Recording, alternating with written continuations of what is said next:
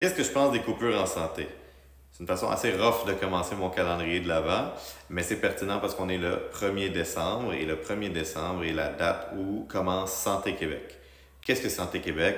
C'est une société d'État, un peu comme Hydro-Québec. C'est un conseil d'administration qui va se charger des activités opérationnelles du système de santé et des services sociaux.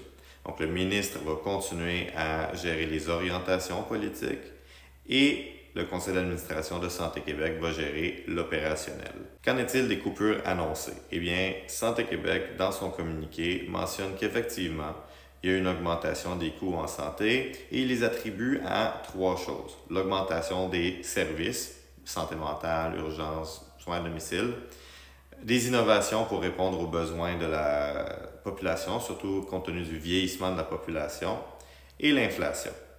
Et oui, ils annoncent qu'il va devoir y avoir des coupures.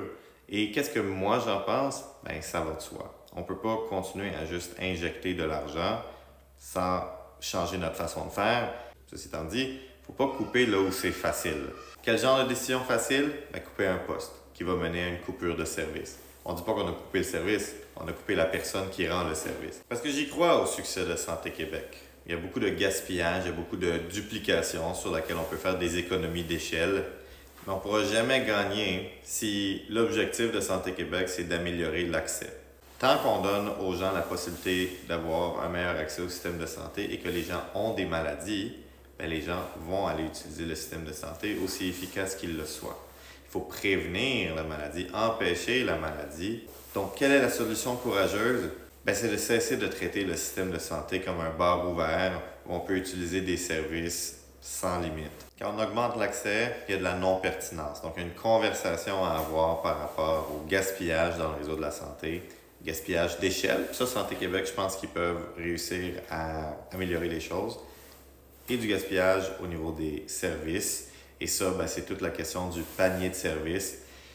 Et je pense qu'il y a une époque où les médecins décidaient des traitements, puis on a dit on veut arrêter le paternalisme en médecine. On veut un patient partenaire responsable de ses décisions.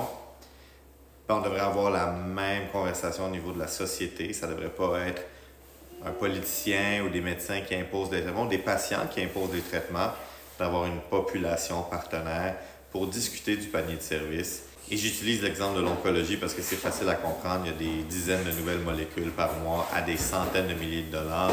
Mais il y a plein d'autres domaines dans la santé où vous pouvez vous imaginer, j'en suis sûr, des exemples de traitements avancés sans nécessairement avoir un bénéfice sur la qualité de vie ou la durée de vie chez nos patients. Et ça a des coûts. La 8e ligne de chimiothérapie palliative, elle empêche la première ligne de chimiothérapie à être donnée efficacement parce que c'est le même monde qui la donne avec le même budget de la santé.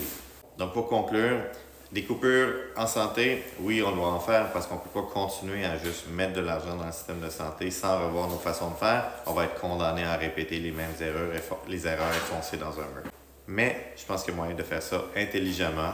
Santé Québec peut être le moteur de ces conversations-là, mais il va falloir que ça implique la population, éliminer le gaspillage, valoriser notre monde, le garder, des meilleurs outils, puis je pense qu'on va être capable d'avoir un meilleur système avec du médicalement requis qui va être plus efficace et plus agile pour répondre aux besoins de la population.